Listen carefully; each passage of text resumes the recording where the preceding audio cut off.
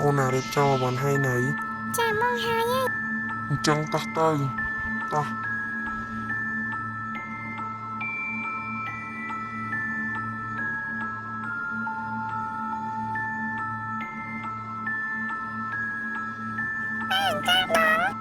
ចាប់ដល់ឲ្យកូនចាំផ្លែទៅ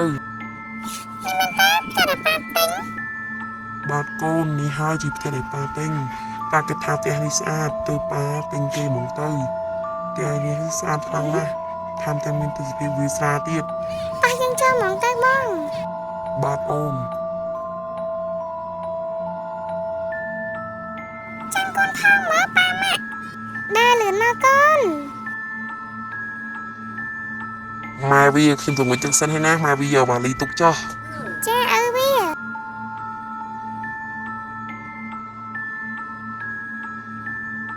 ហើយយើងឆ្លងណាប៉ាមិនដឹងជាគាត់នឹកឃើញស្អីទេមកទិញផ្ទះឡើងកញ្ចាស់ហើយនៅស្រែទៀតនាងក្មេងនេះមាត់បាច់មែនចាំមើលយកឡើងណានាងឯងដំទៅត្រៀមខ្លួនទៅ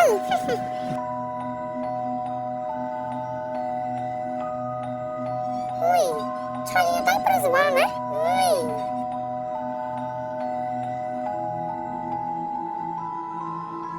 ក៏ទៅទេសភាពនៅទីនេះពិតជាស្រស់ស្អាតមែនខ្ញុំទិញផ្ទះនេះមកមិនខាតលុយទេទេសភាពពិតជាស្រស់ស្អាតណាស់ទៅរកប៉ាសិន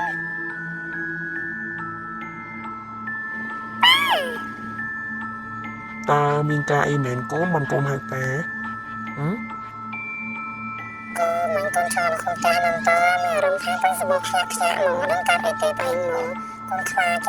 កូនប្រសិទ្ធភាពសាហាវអូវាគ្មានតែស្អីទេកូនចាប៉ា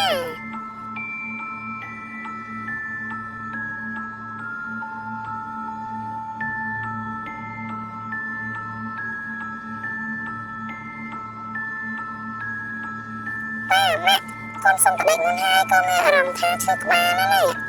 ចាំកូនទៅសិនណាម៉ាក់ចាកូនសម្រាប់ចុះណា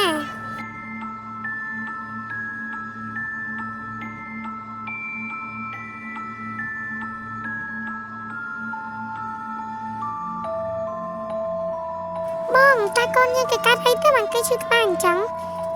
អូគឺបងក៏មិនដឹងដែរអូនយកថ្នាំឲ្យកូនយើងលេបចោះមើលទៅគេមិនស្រួលខ្លួនទេមើលទៅ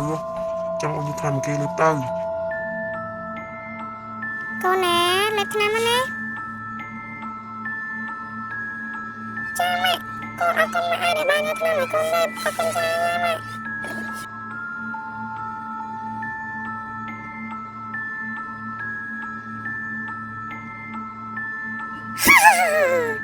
យើងនឹងសម្រាប់ឯង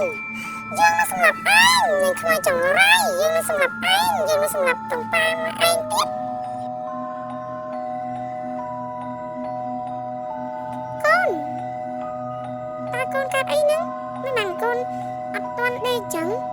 កូននឹងកាត់អីនិយាយប្រាប់ម៉ាក់មើលកូនកូននឹងម៉ាក់សួរយើងសម្រាប់វា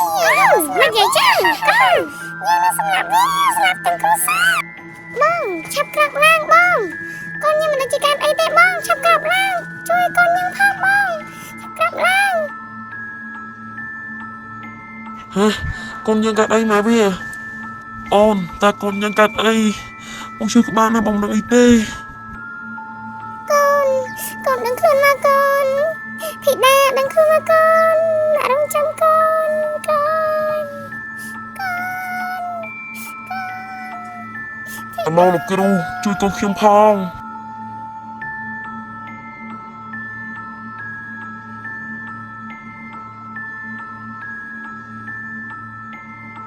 លោកគ្រូជួយកូនខ្ញុំផងខ្ញុំមិនដឹងកូនខ្ញុំកាត់អីទេ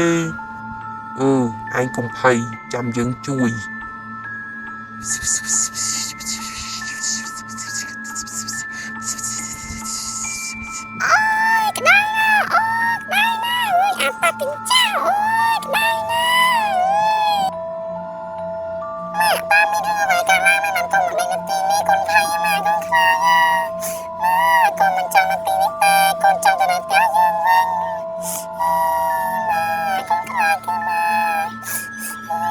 បាត់យំទៅកូនកុំយំអីណា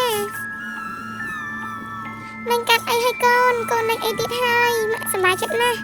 ខ្ញុំអរគុណហើយលោកគ្រូបានជួយកូនខ្ញុំ មិនអីទេ